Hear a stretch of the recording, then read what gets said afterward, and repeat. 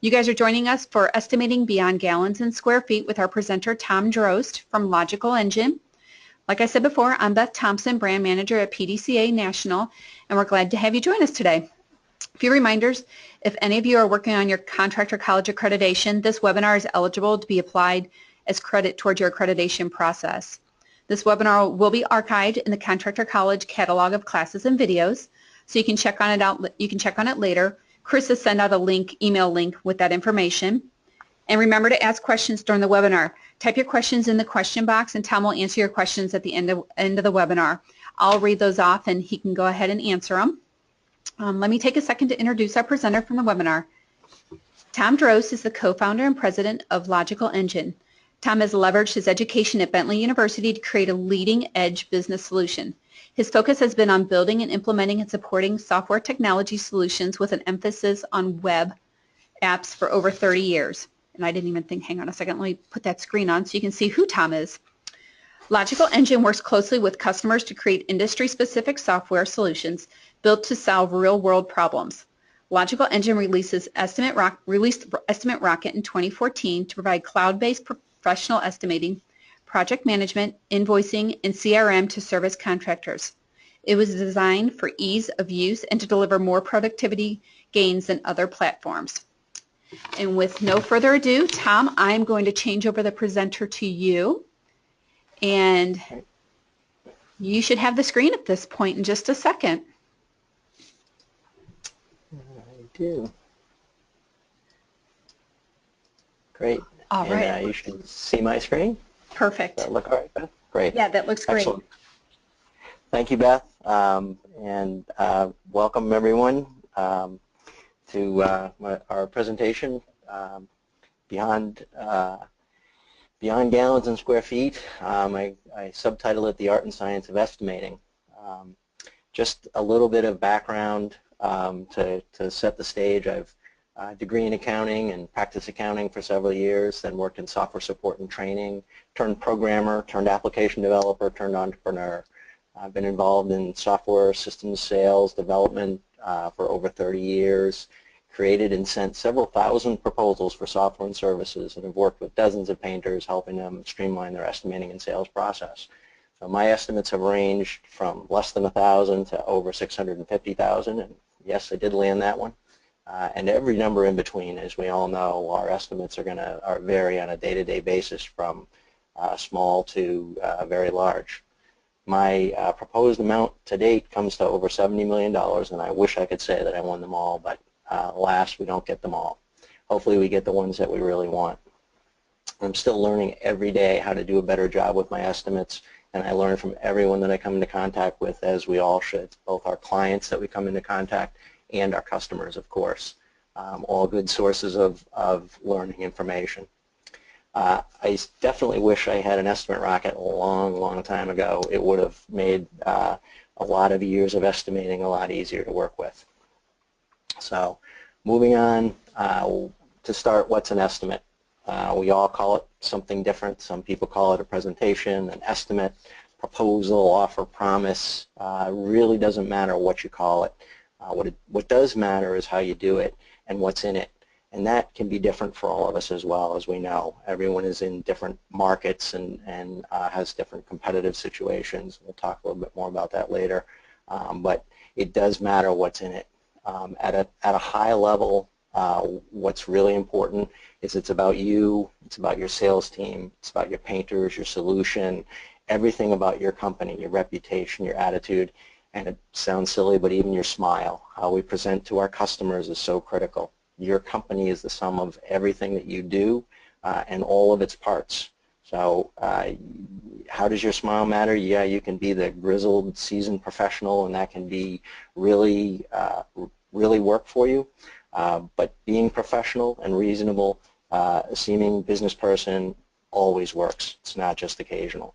Remember always, of course, that people do business with other people, not with companies. So everyone that you come into contact with and your customers come into contact is really an ambassador for your company, and that's such an important aspect of what the whole estimating process is. It's not just a piece of paper. So what happens before we actually get to the numbers in the estimate?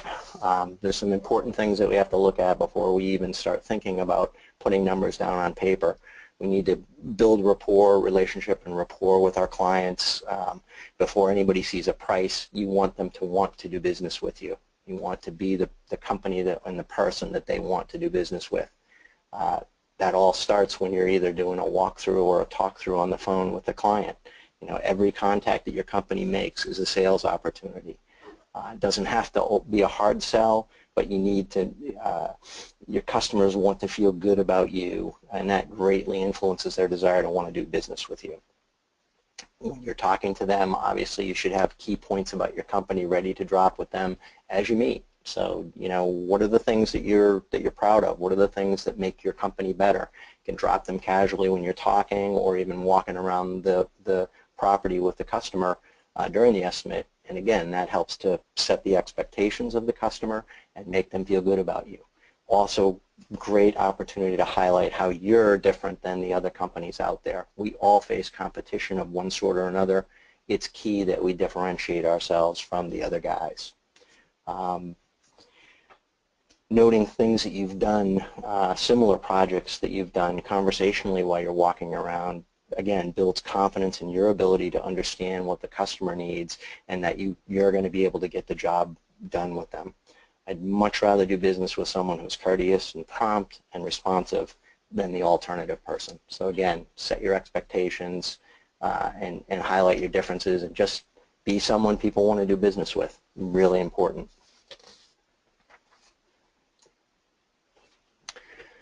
So what goes into the estimate? We've met now, hopefully, and talked to them, and they know a little bit about who we are, and they're already excited. Now what happens? Now we've got two components that go into our estimate. There's the science, and there's the art. So what does that mean? So the science is how we come about a price.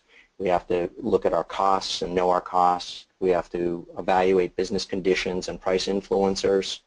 And then we have to identify what work we're going to do, our scope of work. What are we going to do? How are we going to do it? What aren't we going to do? Sometimes one of the most critical parts is identifying what we're not going to do. The art. What is the art? Speed of response. You don't want to lose the job due to a lack of interest. You need to be there and you need to be responsive. The impression you leave. This is an opportunity to make a good impression on this prospect or potential customer. Differentiation. How can we identify to that customer and connect with that customer to show how much different our differentiation between our competitors? Solution. Most people are asking us for a solution to a problem. They need some painting done. They need a room fixed. They need their floor painted. They have a problem. You need to present the solution. Make sure that you present the solution to them. And then finally, there's the presentation. Obviously, how you present both yourself and what you're going to do for your customers is really a key to the whole process. It can easily set you apart from all of your competitors.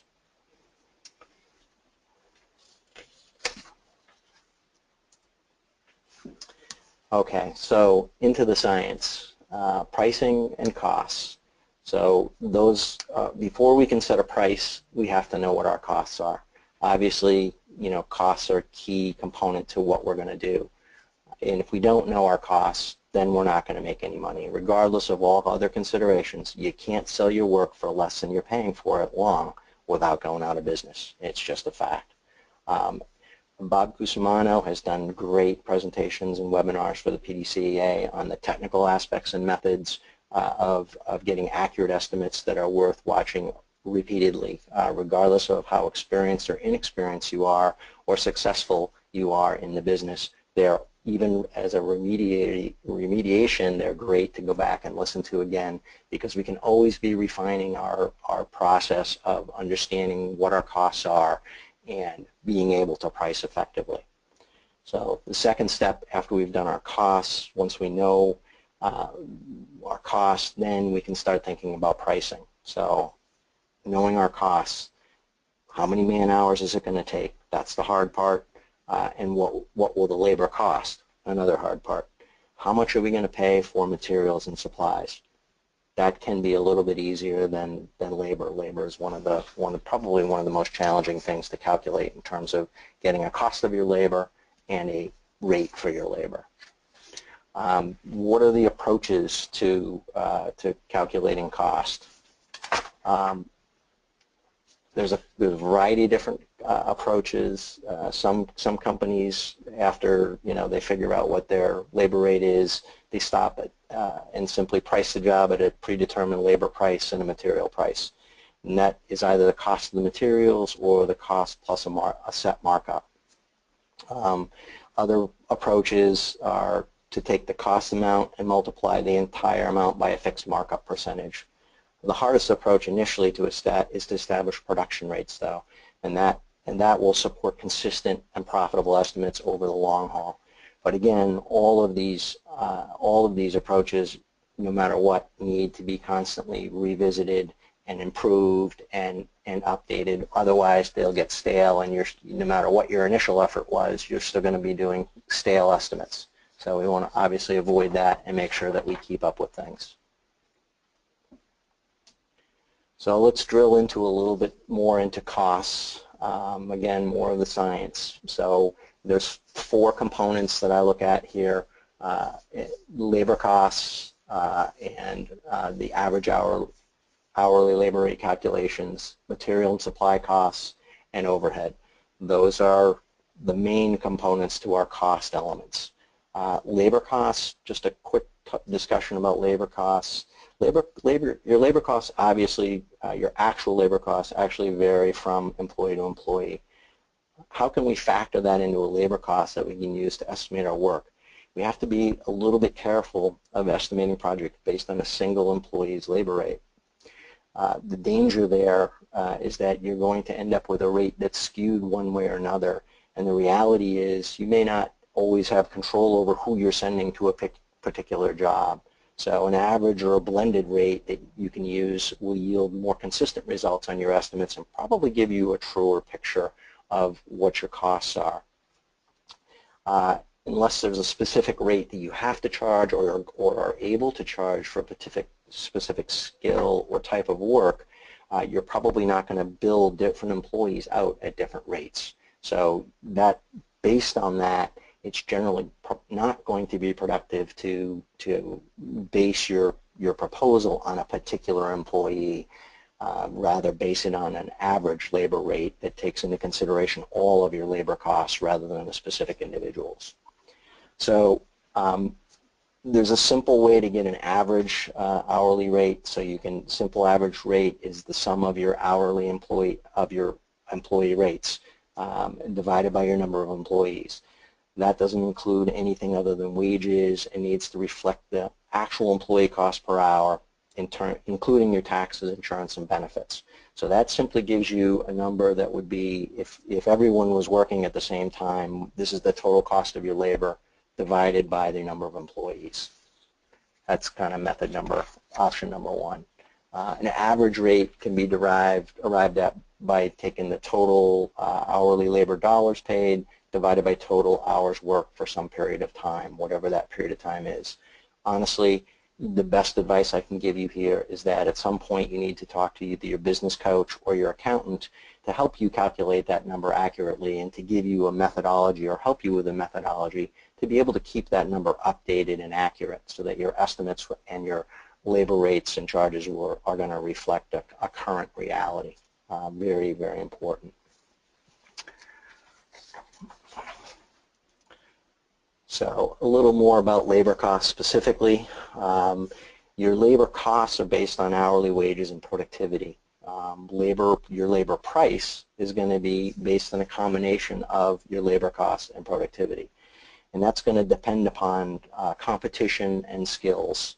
Higher wages don't necessarily mean higher costs. So if you can price more per hour because your team can get the job done in less hours, then obviously that means you're not going to ultimately have a higher cost because you have higher productivity. So productivity is definitely not something to be overlooked here. It's one of the best ways that you can improve your profitability. And part of that involves keeping your team well trained and investing in your team and your painters to be better at what they do. Again, what you spend on that is going to only come back to you in terms of profitability and in terms of happy customers. So if your team, higher productivity is always going to lead to more profit potential. If your team can outproduce your competition, you have the potential to make higher profits even in competitive situations. So having the quality of your team is really a critical factor in helping you be more profitable. One other factor is overtime. Obviously, overtime can really hurt you when you get into a situation where you haven't planned on it and you haven't advised the customer that they're going to have to pay for it based on some critical scheduling need that they have. So you always need to be aware of overtime and factor that into your equation.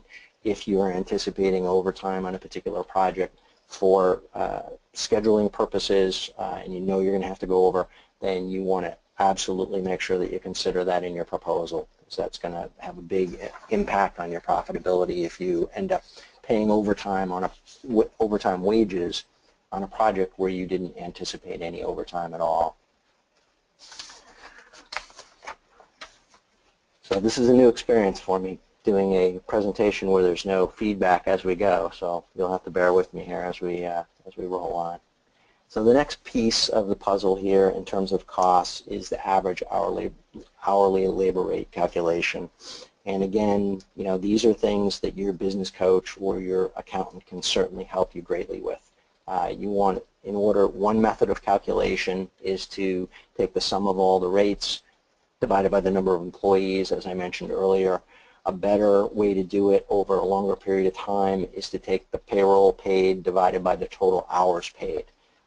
The reason I say total hours paid is because you're going to have times when your employees are being paid when they're not being billed. And that obviously needs to go into the calculation that you use to get to what your average hourly cost is so that you can get to a meaningful average hourly price that you're going to charge your customers. Really, really important to factor that in.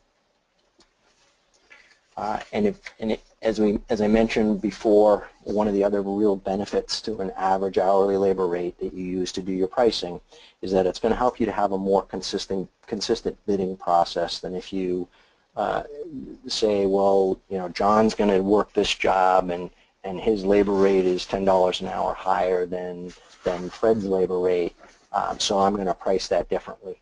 The challenge there is whether you will actually be able to send John on that job, or does it make more sense to look at your overall labor cost and do your pricing based on that.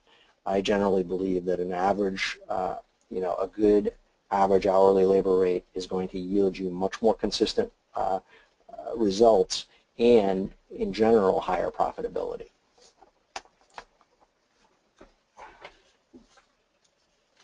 Again, can't overemphasize that an accountant or business coach can help you calculate this number accurately for your company. Coaches or your accountant can be invaluable, worth their weight in gold in building this type of information. And generally speaking, once you've learned a methodology for calculating this average hourly labor rate, it's simply a matter of updating it on a periodic basis to reflect whatever your current current values are. So whatever your current number of employees are and your current labor cost. Okay, on to the easier, in some respects, categories, and that's material supply costs, materials and supply costs. So first order of business, we still need production rates. Just like with our labor costs, we need production rates. Production rates are going to help us to calculate accurate paint material costs and other materials as well. Beyond the basic 350 square feet per gallon for walls, we do need to consider the production rates for other types of surfaces. And is it a new paint, or is it a repaint job? If it's something you've never estimated before, phone a friend or reach out to the PDCA. There are lots of resources available to ask a question of if you're not sure on a new application or a different application, And one of the benefits of being a member of the PDCA is that you're in a circle of friends, and you should definitely utilize that, to your advantage, because there's nothing better than being able to reach out to someone who's already done this particular process and getting their opinions. Obviously, everyone's opinions get factored in, and you make your own decisions, but certainly having the input from others based on their experiences will help you to make a better and more educated decision. On a smaller job, mistakes of your material paint utilization or material utilization are going to may have a moderately small impact. On a larger job, mistakes of your material rates are most likely going to eat your lunch, and we all like to eat our own lunches. So avoiding that, getting your lunch eaten by someone else is always a good thing.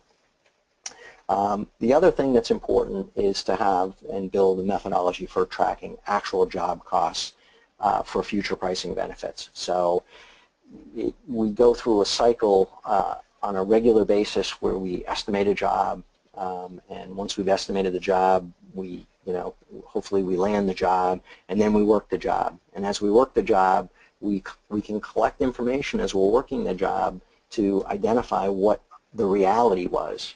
And it's very important for us to track that reality against our estimate. Just because you used more hours or less hours than you estimated doesn't mean you failed.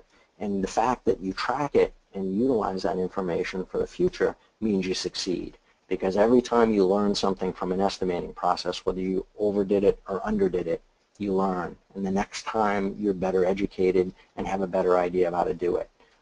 Each project has its pitfalls and its uniquenesses and variations, and it's really important to, over time, to keep analyzing these variances so that you understand them. It's not that they're not going to happen. You can't really prevent them from happening, but what you can do is minimize the impact of them to your business. And that's what's really important, is to minimize the impact of the unexpected. And that's true with your labor costs, and it's true with your material costs. Really, the worst thing that can happen is a big surprise. The best thing that can happen is that you blew it by a little, or you overdid it by a little, but at least you know why, and you can do a better job next time. So that's really the goal of all of this, is to get better and better at what we're doing over time. Okay, so once we've got our labor costs, a good handle on our labor costs, and once we've got a good handle on our material and supply costs, the next thing that we need to consider when we're doing our estimating is our overhead. So calculating an overhead and applying it properly to your job pricing is an absolute must. You may think you don't need to do this as a small business, but if you don't, you'll work yourself to death or go out of business before very long. It's just really critical to take an analytical approach. And again, these things don't have to be complex or difficult. There aren't all that many numbers involved in calculations. It's just a matter of getting a system down for yourself to do it. And again, there's lots of resources out there that you can turn to for help in how to do these things. Very, very critical. So simple concept on calculating your overhead. You need to add up all your monthly and annual expenses and costs except for your materials and labor costs, which we've already accounted for. And you divide that by your total sales to get an overhead percentage. So that percentage, once you get your overhead percentage, that percentage needs to be added to your labor costs and potentially to your material costs before calculating your price. In general, we may use a standard markup for supplies and costs based on a retail price, but we absolutely want to consider the overhead percentage as a factor in our labor cost. If we do that effectively, then we will we'll succeed and we'll profit. If we don't do that, then we won't. So in terms of overhead application and many of these topics, honestly, probably a good topic for a future webinar, because we could probably spend well more than an hour on any one of these individual topics.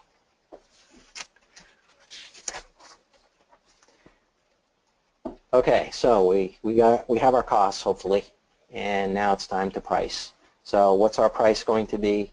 Our price is going to be our cost, material and labor, plus our overhead percentage, plus our profit percentage, and that's going to be our price, our final price to the customer. What's our profit? Well, it's the amount that you need to include in your proposals to stay in business. It needs to include planning for your future. It needs to include a value for the risk and a reward for the risk that you're taking as an entrepreneur. If you don't, then some other entrepreneur is going to take it from you. So you always have to include your profit in your calculation. And again, we'll talk a little bit more about that later under business considerations, but it's important to start by calculating that price based on the facts. And the facts are you need to cover your costs, you need to cover your overhead, and you need to include a profit in your price to your customer. You need enough profit to fund future growth of your company. That's how companies grow themselves, is through profits. When you charge for your profit, you don't necessarily have to take that and go on a vacation. You can plow your profits back into your business to build it. But if you don't have the profits, then you're not going to be able to grow your business. So obviously profit is a key component here. What's the right profit? Again, that's a bigger question, and one that probably you want to take up with your accountant or your business coach. And you'll hear me mentioning business coaches a lot. And I know, and personally, just to take a step back, I've used business coaches for most of my career, partly because as an entrepreneur, we don't have anyone to kick us in the butt like a business coach does. And that's one of the benefits of a business coach, is they kick you in the butt, and you can still go tell them to take a flying leap if you need to. But nonetheless, at least, if your business coach isn't telling you what you're doing wrong and what you can do better, then they're probably not a good business coach. But business coaches can also, in addition to kicking you in the butt periodically, can also help you by providing industry averages for things that cost and overhead and profit and the things that we're talking about, and can generally share some anonymous client experiences. So they can give you the benefit of all the clients that they've worked with to help you shape your future and your profitability for your company. So again, can't overemphasize the benefit of business coaches. If nothing else, to have someone to keep you honest and to make sure that you're not deluding yourself into a bad path. Earlier I mentioned talking about tracking your job profitability. So again, once we get down to the price, so now we've talked about all of our costs and we've talked about creating a price for the customer. It's really important to periodically compare what you estimated against what the actual results were to make sure that your estimates are actually making you money. It's very critical, especially critical when you have more than only yourself that's doing estimates. So as you grow, you're going to have other individuals that are going to be doing estimating for you, and being able to track your estimates versus your actual results are really key to make sure that, ensure that you're getting the profitability that you need. And if you don't analyze it on a regular basis, then it's going to be very difficult. Then you're going to get a surprise at some point in the future, and it's better to get small surprises than big surprises. So again, tracking these things and reviewing them on a regular basis is really key. Estimate versus actual details. Did you estimate enough hours to do the job? Did you estimate enough material costs for it? Did you get the revenues that were estimated? Did you have problems? Did you end up doing more work than you originally scoped out for the job? All of those things kind of go into your job review as you sit down and look at how this job performed when it's done. It doesn't have to take long on a job-by-job basis, but again, it's critical information for you to know in the back of your mind, and as you're proposing other jobs, why did I not perform on that job, or why was this job so profitable compared to my other ones? Because there's win and lose situations here, and the differences are all in nuances of generally how you bid it or how you proposed it or presented it. So comparing actual estimates to actuals ensures you're making the profits you think you estimated into the project. So again, really, really very critical in this whole whole process of preparing. Okay, so one other area in the science is business conditions. So some might argue that business conditions are part of the art, and in some respects they are. And we'll loop back into that in a little bit when we talk about it. So business conditions are considerations that influence your final pricing. So questions, what's the project fit? Is this the kind of work we want to do? Is this kind of work we know that we perform well and are going to make money at? Critical. Demographics. Is this my typical customer? Is this somebody I know how to deal with? Is this somebody that is likely not to give me any surprises or lots of surprises? Competition. How competitive is this situation? Do I need to really sharpen my pencil on this job? And if I do I really want this job? So you got to think that through. You can't give up your profits for competition. You have to find customers that fit your model of profitability. And that's doable. Everyone has niches. Everyone can find areas, no matter what they do, where they can have less competition because of how you do something or because of some specialty that you have. So obviously seeking out those jobs once you have those core competencies in certain areas is really critical, because it can help you reduce your competitive situations and make that a non-issue. Capacity. Do we have excess capacity that this project could take advantage of at this point, or do we have enough capacity to deliver this project? Sometimes we have to make decisions based on business conditions like capacity that we may need to take a job that we're not going to make the profit that we want on. But at least if we know why we're doing it and we know what our exposure is, then we can make an educated decision and not lose more than we might if we didn't have any idea of what our costs were. And then the flip side of that is if we don't have capacity, we might decide, because we're already filled up with profitable work, then we may be more aggressive with our pricing. So the capacity card can work in both directions. It can work as a potential to lower our price if we've got excess capacity, and it can work as a potential to increase our price if we've got tight capacity. So again, you need to look at it and factor these things into your decisions on your final pricing. Risk. This is a big one. You're entrepreneurs to begin with, so obviously you're not totally risk averse and are willing to take risks at times. But again, it's really very important to analyze a given project to say, what are the real risks of this job? I mean, what am I likely to potentially lose based on it's either a customer we really don't want to deal with or have been unsuccessful with. There's some crazy situations at the site that could cause us to have a lot of problems, or there's some technical requirement or skill that really isn't quite in our ball court, and maybe something that we are going to have extra risk for. And the flip side to risk is opportunity. So does this job represent an opportunity to do something completely new? Can we break out of a spot that we're in and be able to get into some more profitable work in the long run based on an opportunity that a particular job might represent for us?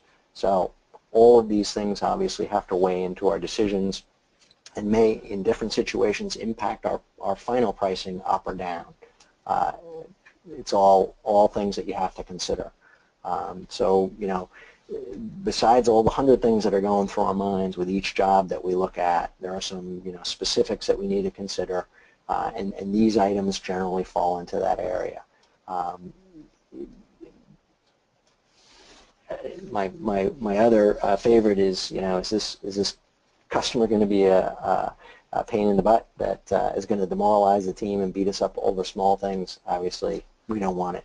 Is this a job we've been looking for that opportunity that's going to put us into a different circle for referrals, for example, or to get other certain types of profitable work? Again, we never want to lose money on purpose on a job or gouge a customer for that matter, but we may at times considering raising or lowering our prices based on how much or how little that job means to us.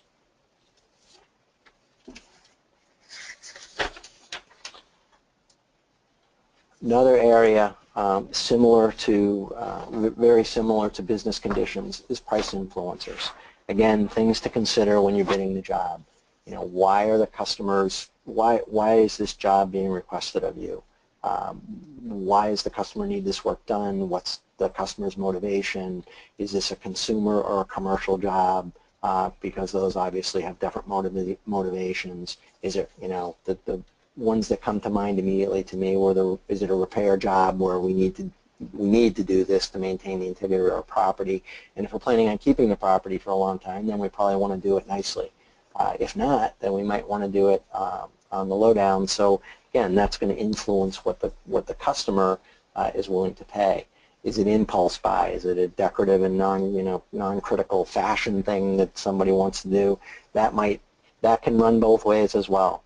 You know, sometimes people are willing to pay more for the impulse things that are you know, very specialized and unique, and then sometimes they're not willing to pay at all for them because they really, you know, shouldn't have asked in the first place. So something to figure out in terms of, you know, what's motivating my customer to do this, and you know, how likely are they to buy at the rate that I need to charge to get it. Needs, is it, you know, it's a new house, it has to be painted. It's a new construction, it has to be painted. Usually those are probably not going to come to you from consumers, so that brings in the whole concept of who am I negotiating with or who am I dealing with, a contractor or a commercial job or a homeowner. Obviously, again, very different potential approaches and motivations to what kind of a price that they're going to be accepting of. Needs versus wants. Is it just a cosmetic change that we're trying to do in order to make us feel better? So all those obviously factor into your decision, and I'm sure everybody has some other things that they could add to this list to flesh it out in terms of different things to consider.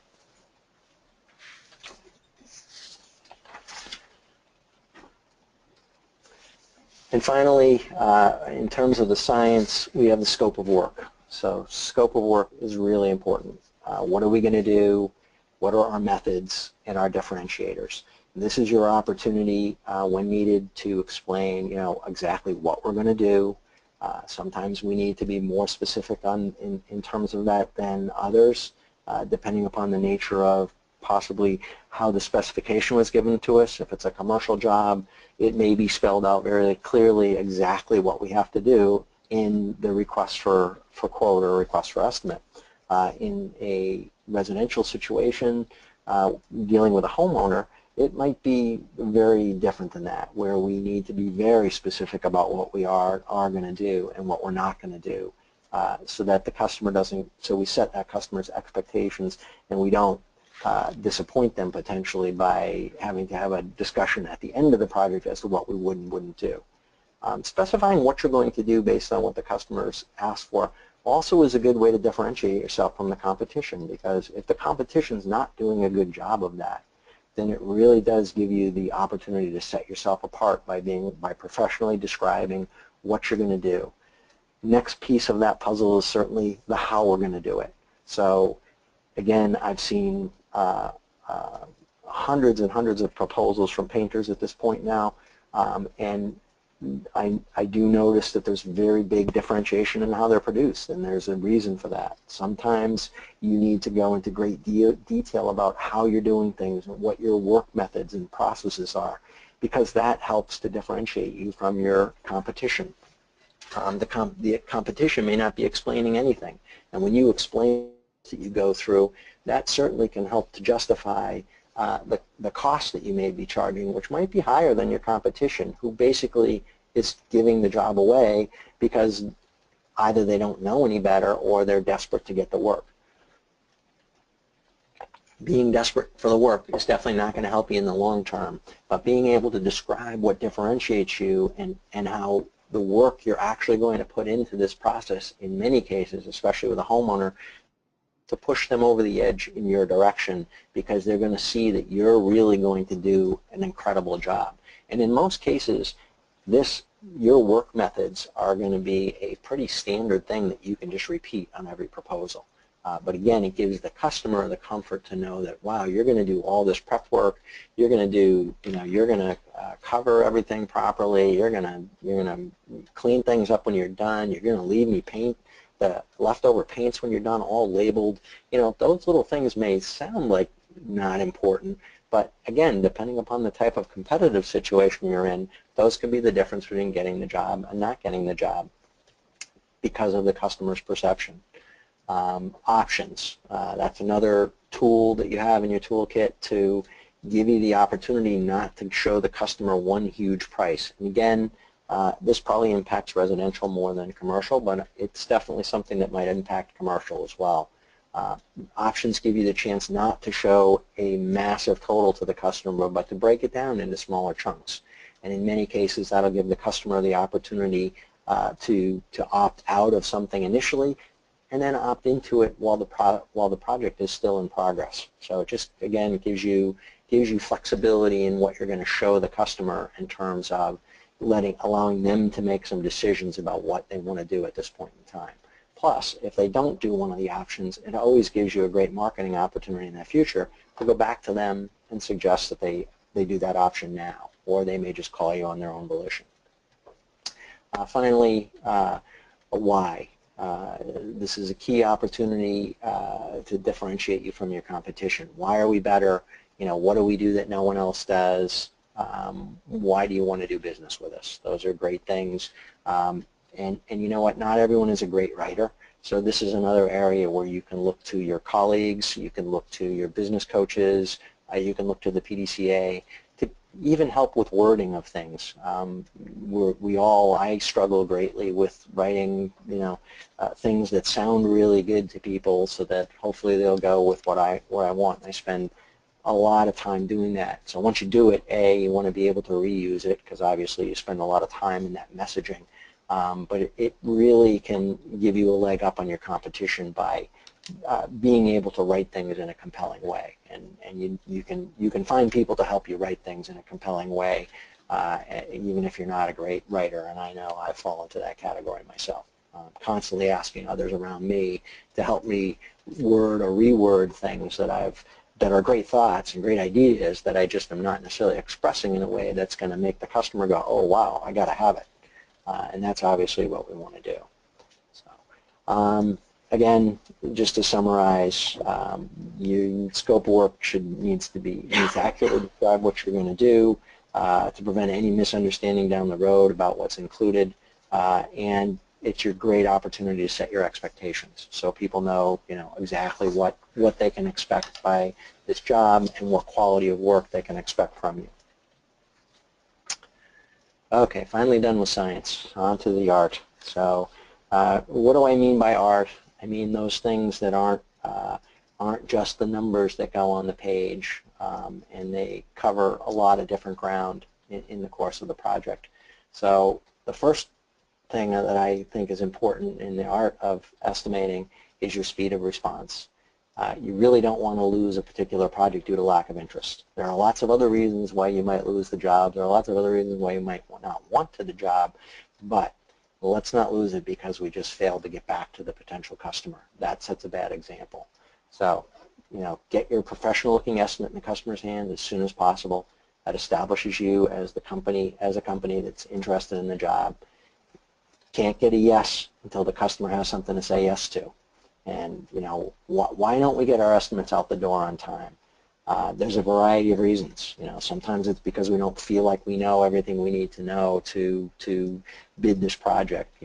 Sometimes it's we don't want to bid the project wrong, so we delay and don't bid the project at all. Sometimes we don't want to lose the job and we're not sure exactly how to bid it, and sometimes we're not ready for more work. Those are the things that always come up to me when I haven't gotten a proposal out the door. So how can we fight that? You just have to sit down and get it done. And if you have questions, you got to recontact the customer and get those answered. And you know what?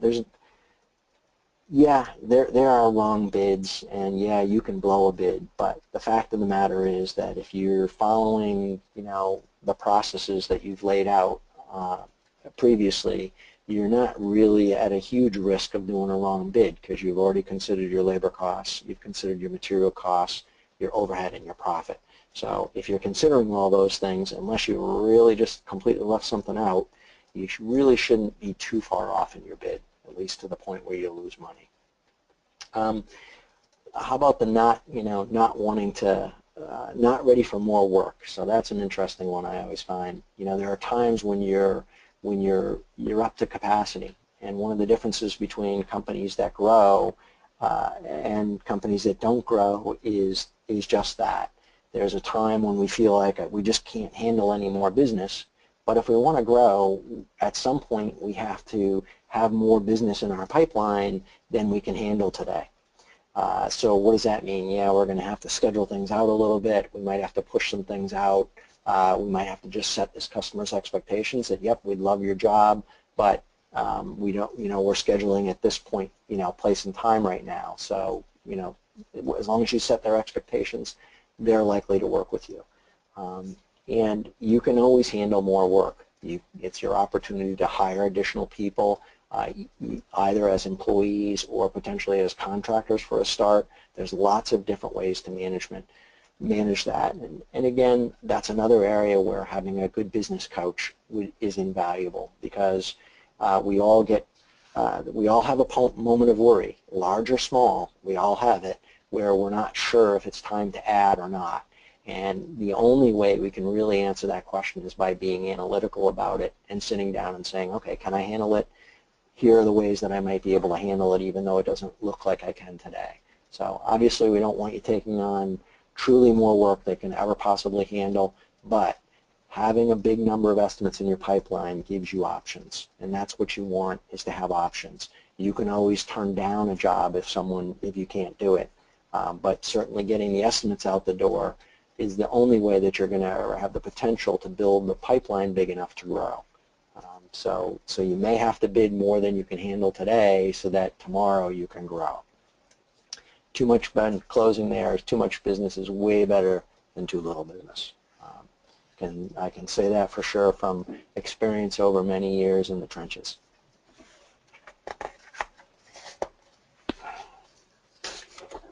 Differentiation. So another big area in the art, and you'll notice that some of these things were covered in some ways in the science, but they're also the art. The art is kind of the expression of what you say to your customers and how, or the science is what are the things you absolutely need to include and consider to make sure that you're going to be profitable. So are you the best choice? Are you the best price? You have the best cost management, incentivize painters, and can offer great pricing. Even though it's profitable pricing, it can still be great pricing or the best pricing. Do you do the best work? Are you and your crews renowned for your performance and your ability to get great work done? Availability. Can you get it done sooner than anybody else? So you've got the capacity to handle whatever people throw at you. Best people, key. Do you have your team is hand selected and vetted by you, so you can make customers feel good about that. Your people are definitely a key to your success, and investing in your people is obviously key. You want people who care as much as you do whenever that's possible. And you can always be building that team and making it better. And finally, do you have the best reputation for delivering what you promise? Those are all things that you can emphasize, whether in verbally or in your cover letter or in the body of your proposal in various ways. So really, really important to do. You have to, no one else is going to say how good you are. You have to tell people how good you are and what you can do. And obviously you have to be able to live up to it, but I think we all can. The presentation. So your presentation is your big chance to convince the customer to buy. So what is the presentation? It's really the sum of all that we've been talking about. It's the presentation of the solution to what the customer requested. What did they ask for? Here's what you asked for. Here's what you need. Here's how we're going to do it for you. How am I going to do it better than anyone else? Sometimes it's difficult to do that without knocking on the other guy, but you're just looking for ways that you can make the customer feel like you understand the solution. Sometimes that's in how you describe what you do for the work standards. What am I getting and what am I not getting? Again, being specific makes the customer realize that you understand exactly what this project is about. Include photos in your presentation if they help paint the picture, no pun intended. I had to get one of those in. So if photos are going to help do a better presentation, then by all means include photos. Maybe they're photos of the consumer's house, and maybe they're photos of work that you've done in the past. So again, combinations of those things are really powerful. Set the expectations for the process for the customer so they know what to expect, and show them that you're aware of what other businesses are doing and why your service is better. Obviously, your knowledge of your competition and understanding of other companies only serves to make you look better and stronger since you've taken the time to understand what those other companies are doing. Your knowledge of industry changes, it really shows about your caring about your business. Letting people know you're aware of new products that are on the market, both the good parts and the bad parts of those products. You don't necessarily want to take the latest trendy product that comes down the pipe. You want ones that work and perform over the long haul for your customers. So again, make sure you convey your experience and expertise with special skills when it's applicable. If you know how to do a certain process like no one else in your trade area, you better convey that, because that's a real key factor for you and a real differentiator for your company.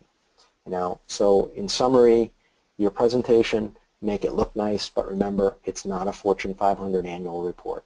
You need to get it done clean, professional, complete, and fast. Will close more deals than a late, publisher-ready document. So make sure you get it out clean, complete, professional, and fast, and you'll close a lot more deals. Speaking of which, after we made our presentation, the process is not complete. So now we've made our presentation, we got to close the deal. You've done your homework and presented. What do? Well, we follow up early and often. We check in to see what the customer, they've heard from us, answer any questions they have. Follow up again. Follow up again with a different message if needed. Now you hear back, you negotiate if needed. Now, we don't always like to negotiate, but there's different ways of negotiating. Sometimes negotiating is options. So we give them an option to not do a particular part of the project because they can't afford it or it's beyond their budget. So that gives them an option to do it later, but still have a big part of what they wanted to do originally. And that does it without actually reducing any of your profitability. And I always, throughout my career, have always answered people who are really trying to beat me up as there's cheap, fast, and good, and you can pick any two in your proposal. So that usually, if nothing else, gets a laugh. So, basically at this point, once you've presented, you need to convey to your customer that you're courteous, and you need to convey your honesty and integrity, that you're going to do what you said you're going to do. You're going to communicate with the customer as often as possible. Even if it's some sort of an automated follow-up, it's really critical to follow up and to consistently follow up, because it's the guys who follow up who end up getting the business in many, many cases. Not every case, but in many of them. Follow-up is the best opportunity to get customers to market for you after the job as well. So follow-up doesn't end after you've closed the deal. Follow-up continues well after you've closed the deal, and you can help and you can follow up with people and get that opportunity after the job to get referrals to other customers. So again, follow-up is really key in the whole process. And that basically concludes my presentation on the art and science of estimating. I'd like to thank everybody, and I'm going to turn it back over to Beth, and if anybody has any questions, I'd be happy to answer. I do have a question here for you, Tom. Okay. He said, how do you calculate the overhead percentage? Brian missed that part of it, and I didn't know if you could touch on that real fast. And that's not Sure. a fast one, but I figure. Yeah, that was the one I think was another topic for another day. Yeah, But that's a pretty big yeah, one. so yeah, it is. First of all, there are actually a lot of resources for coming up with how to calculate your overhead percentage. But fundamentally, you have to add up all of your overhead costs and basically divide by your sales, because what you end up, the way you apply an overhead percent generally is as a percent of your sales. So let's assume we have a certain number of overhead costs and a certain number of sales. When we divide, I'll probably get this backwards. When we divide our, wait a minute, I'm looking up my reference. When we divide our sales by our costs, that's going to give us a percentage value. And then on any given project, we can, or against our labor rates, we can apply that percentage to the labor rate as an increase. So let's say our overhead is 20% of our sales or 10% of our sales. That means that we're going to need to increase our sale amount or our labor price in this case by that percentage in order to cover our overhead. Hopefully that's a decent explanation. I will try to. So that's good. You answered his question. Okay, good. You passed. Okay, I have another one for you. Can you give some examples of labor production rates? I should be trying to calculate to help create a more accurate estimate. Oh, sure. Yep. And I realized when I went through that I might have left a little bit of detail on the production rates out. Yeah. So production rates for your labor are basically going to be your similar to your paint coverage production rates. You need to create a labor rate relevant to each of the painting operations that you do. So, for example, painting the walls requires two things. It requires a quantity of paint, which is your material production rate, and it requires a quantity of labor. So you want to come up with a production rate for example, walls, which generally would be a square foot calculation, where you would say that for each square foot, it's going to require so many hours or minutes of labor. And by doing that, then you can take and enter your total square footage and come out with a number of hours that it's going to require to paint that square footage. Similar for things like trim. So in terms of trim, trim is generally going to be calculated as a linear foot type calculation. So you're going to figure out how many linear feet of trim can I paint in a certain period of time, and that period of time is going to become the number of hours or minutes that it's going to take you to paint a linear foot of trim. And when you do your estimate, you're going to enter your linear feet of trim, which will calculate the number of hours it's going to take you to paint that trim. Again, I defer to Bob Cusimano. He has done great work in terms of some standard production rates, and I know the PDCA offers some production rate guides, and those are guides. So it's very important over time that you actually groom your production rates to your team. The challenge with using averages is that averages are just that. They're generally created over a wide user base, and what can happen in that process is you can get a diluted production rate. So your team, if you've got a highly trained and motivated team, may have significantly better production rates than a team that's not as highly trained. So you might be better than the average, which again doesn't necessarily shouldn't lower your price necessarily, but it might reduce the number of hours that you estimate to do the job. And in doing that, if it takes you less hours than the average, you may need to estimate a few more jobs to make sure that you're actually, filling all of the paid hours that you're paying your employees for. I hope that answers that. That may not be sufficient. Production rates is definitely a whole nother seminar. Several probably. I was going to say, I think it may take a few. All right. Yeah. He said, great, thanks. Okay, do we have any other questions? I don't see any, but that doesn't mean there's not a few more out there. I'll give it a second and see if anybody types anything in real quick. I had a bunch and my window was small here. All right.